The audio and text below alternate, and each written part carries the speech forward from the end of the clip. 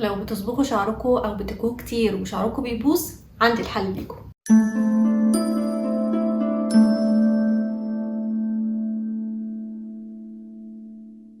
النهارده هنتكلم على منتج فيه سحر تقريبا، معرفش معمول من ايه.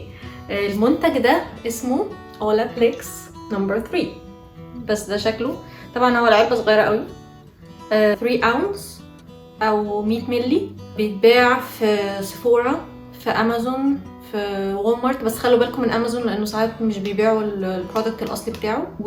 والسعر بتاعه في امريكا $28. انا مش متاكده قوي في الدول العربيه ومصر بيتباع بكام او فين، بس انا عارفه ان في سيفورا في مصر، وفي اللي هو السوق اللي هو زي امازون كده في مصر يعني عندكم. هنا بيتباع في سيفورا ووالمارت وامازون. طيب البرودكت ده بيعمل ايه؟ خليني اقول لكم، سالته هقول لكم. اوكي، البرودكت ده احنا لما بنيكو شعرنا او بنصبغه كتير بنبوظ فتله الشعر.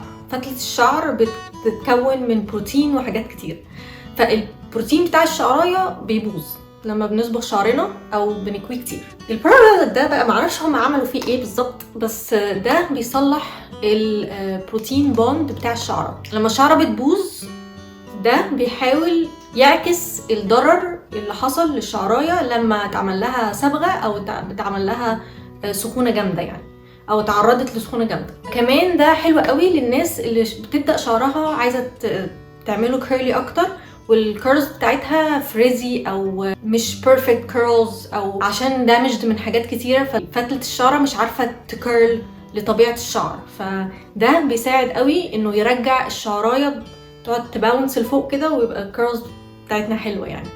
طيب بنستخدمه ازاي؟ اوكي، اول حاجه يستحسن انه الشعر ما يكونش عليه ستايلينج برودكتس كتير او منتجات كتير يعني وكده. لو شعركم في منتجات كتيره ممكن تغسلوه الاول وبعدين تستخدموه، بس لو بتغسلوه مرتين في الاسبوع والشعر لسه مش وحش قوي او مش نظيف قوي، الاول لازم ترشوا شعركم الاول، بس ما يكونش مبلول بينقط يعني، يكون مبلول.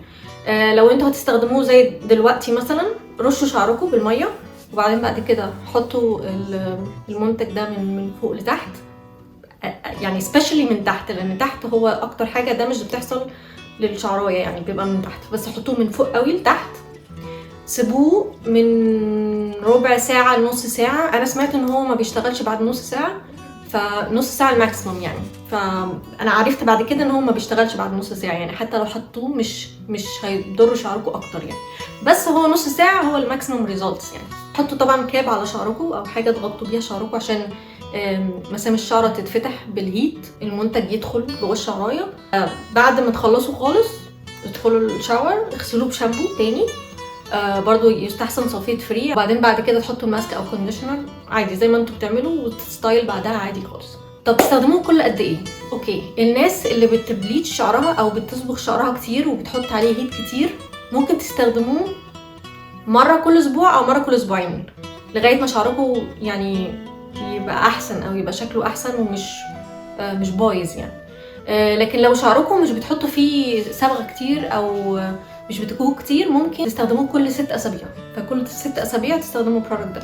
خليني بقى اوريكم الريزلتس شعري بعد ما استخدمته. انا بصراحه كنت سربرايز لان انا شعري مش دامجد خالص يعني، ولا بستخدم فيه صبغه حاليا ولا بستخدم فيه سخونه، بقالي اكتر من 2 مثلا ولا حاجه ما استخدمتش فيه سخونه تقريبا. بس زي ما انتم شايفين شعري بقى كيرلي اكتر ما هو كيرلي يعني في حتت في شعري الكيرلز بتاعتها بقت تايتر، وده معناها ان هي رجعت للكيرلز الطبيعيه بتاعتها. فانا اي واز سربرايز، انا كنت فاكره ان انا هعمل لكم الديمو ده والريفيو ده من غير ما يكون في شعري اي تغيير يعني، لانه التغيير الحقيقي بيبان مع الناس اللي بتصبغ شعرها وبتعمل له هيت كتير فشعرها بايظ من تحت كمان.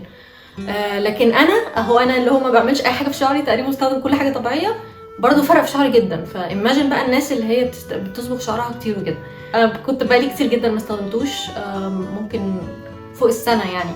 فانا زي ما قلت قبل كده شعرنا بيحتاج بروتين يعني، شعرنا معمول من بروتين فمحتاج نغذيه ببروتين. بس برضو في ساعات لو استخدمنا بروتين كتير هيحصل لنا موضوع البروتين اوفرلود ده، وشعرنا هيبقى ناشف، شكله مش مش فيه الحياه كده. فخلوا بالكم من البروتين اوفرلود. لو حصل لكم الموضوع ده ان انتوا عملتوا البروتين تريتمنت وبعدين حسيتوا ان شعركم في حاجه غلط، يبقى ده تو ماتش بروتين، عالجوه بماسك ديب كونديشنر او ماسك يغذي الشعر قوي بعد الشامبو في الشاور.